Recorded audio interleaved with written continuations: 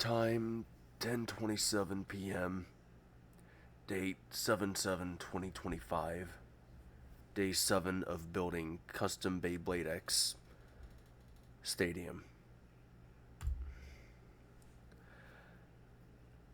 I like to state right here and now I did not get to do everything I wanted to do last night.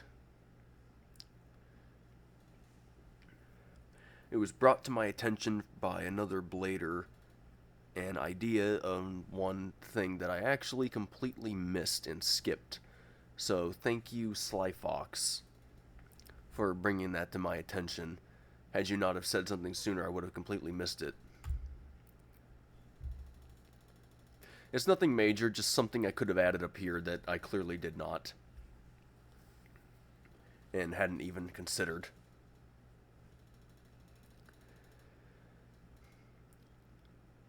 So what happened was, I was working, and I was also answering messages on my phone. And Sly Fox sent me... I'm actually just going to go back to the conversation.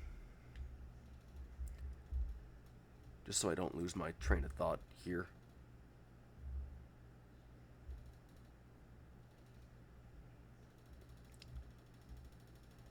Do-do-do-do.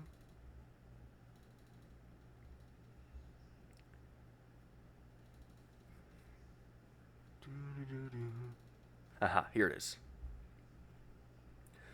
Idea for the stadium. What if you try rigging up a spot for the point system, like a spot to put your phone on the upper edge? As soon as he said that, I remembered that they made these little flippable score counters that you could have at tournaments and matches, and I didn't even consider adding that in, which surprised me, because I've been to tournaments that have had that multiple times. So the fact that I didn't even consider that, I'm actually insulted at myself. By myself. Because of myself. So I just bought one. It'll be in my possession in a few days. It has to be shipped to me because unfortunately there were no places nearby that sold them in person. I don't know why that is. And the nearest place that might have sold it was about an hour. And right now I'm sick and I do not feel like driving an hour there and an hour back. I'm sorry, but I don't. At the 30-minute drive there and 30-minute back is my limit. I don't feel like going that far.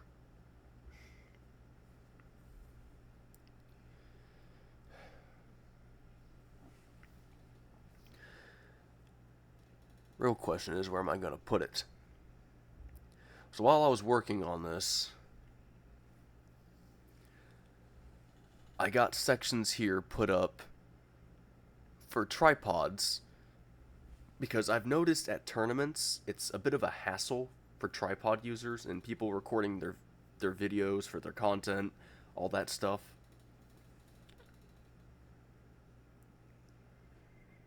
You don't get it. You don't get it until you've actually tried it or seen it.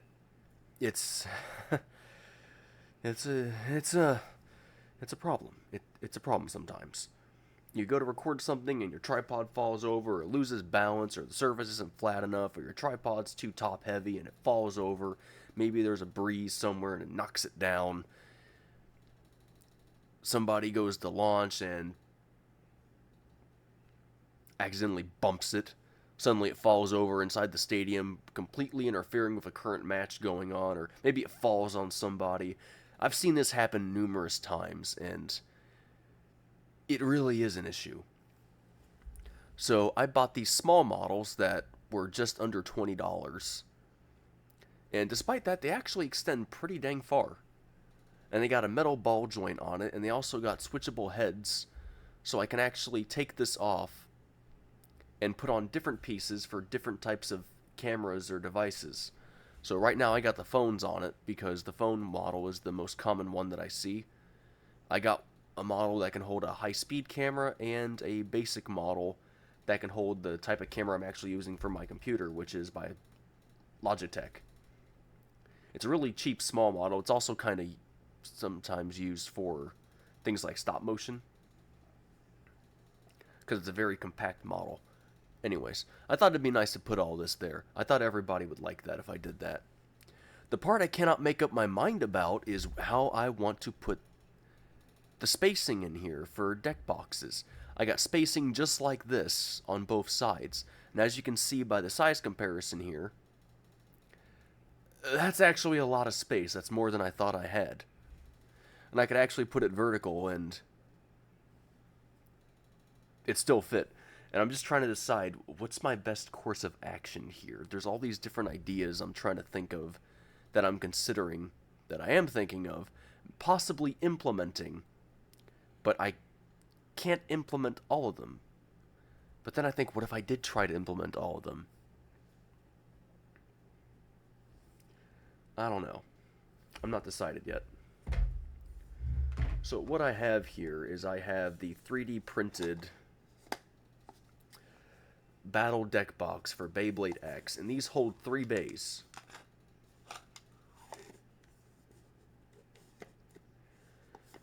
There's also a more common model that's used by people in Beyblade X, and that's this model, the rectangular model. But this model is actually a little bit smaller, as you can see from the size comparison right here. Alright, it's just a little bit bigger, and it's also just a little bit wider. So I'm deciding to use these ones as the measuring platform, on which I'm going to make some type of fit for it. So if I make it fit the cylinder model, it'll fit the rectangular model, and it won't cause any issues. The problem is I cannot make up my mind how I want to do it. Do I want it centered? Do I want it off to the side? Do I want to make space so they could put like an item here, or maybe some spot up on top where they can hold spare parts or something? Maybe a small desk drawer? There's all these different ideas I'm thinking about that I could implement, that I could do. I got the resources, I got the know-how, I got the means, I could do this. But I'm like, is that what I want? Is that the way I want to go? Is that the route that I want to take? And I just can't make up my mind currently. I cannot make up my mind fully on this matter. So I don't know. So I'm just going to wait till that part gets shipped out to me so I can actually decide where I want to put that, and then I'll just take it from there. But in the meantime, I'm going to work on the other part that I was actually going to skip for now, which I've already started doing. I created the inserts, and I installed all 4 of the impact resistant, not impact proof, cardboard flaps, which will help reduce damage from people launching. It's funny because my eyesight's so good I can kind of see the logo right there. I just haven't painted anything yet, and I still haven't written the words on top either. So I think that's what I'm going to do for right now. I think that'll be my next thing. I'll start painting those. Maybe find some type of letter tracer so I can trace out the words. However, it is nearing completion. This whole bottom section's now done. I just gotta basically do decal and painting work on these. Originally, I really wanted to buy some stickers from the only person I knew who made them, and it was a blader called Blader Scythe. I was gonna buy some from him, but since I've been basically kicked and banned out of Beyblade USA, I've pretty much lost almost every single contact with every single other blader that I knew, so I can't buy from him now. It's unfortunate, but that's my circumstance. So I have no choice but to do it by hand, which kinda sucks for me. I think I mentioned this in the last video. If I did, I don't remember. My brain has been very rattled lately. It is getting a tad better. I am speaking a bit clearer. I'm not stuttering as much. But I'm going to need a lot more rest. 2 days ago, I actually got to sleep 8 hours for the first time in almost 2 months. It felt really good. Last night I slept 7 hours. I tried to sleep 8, but I woke up a tad early. Still, though, all that rest has really helped me big time. It's cleared up my mind a bit, it's made me feel a whole lot better. And considering that basically 2 days before I got 8 hours, I pulled basically an entire 24-hour. Did not sleep. And it weakened my immune system, and surprise, I got sick. However, I'd say progress is going rather well, and I cannot wait to see how it all turns out. Even though it's not complete, I think that there are a lot of bladers who would agree. This is probably one of the most advanced standees that has actually been made.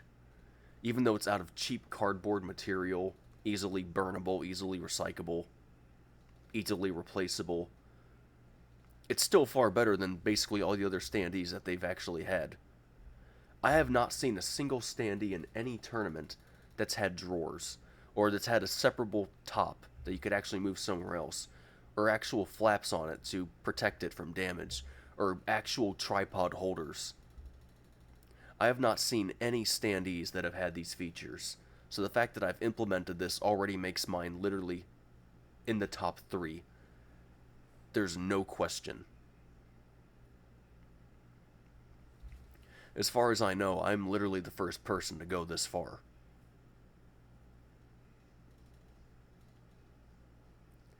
And I'm just going to keep pushing it farther, because I got a whole lot more space I can utilize, a whole lot more stuff I can do to it.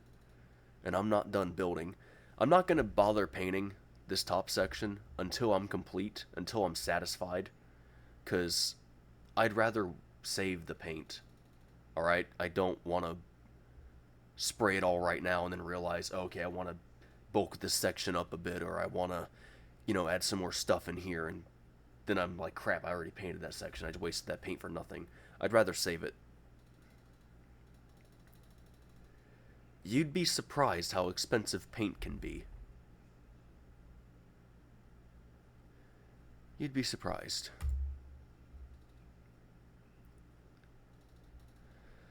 So hopefully by day 8, I get all these painted. I'm not confident I'm going to get it all painted, and I'm not confident that's going to dry in time. But I am confident that I can get it started, and I can get things rolling.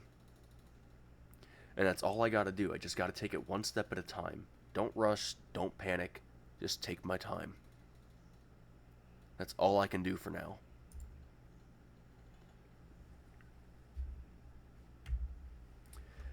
And this marks the ending of Day 7's video log.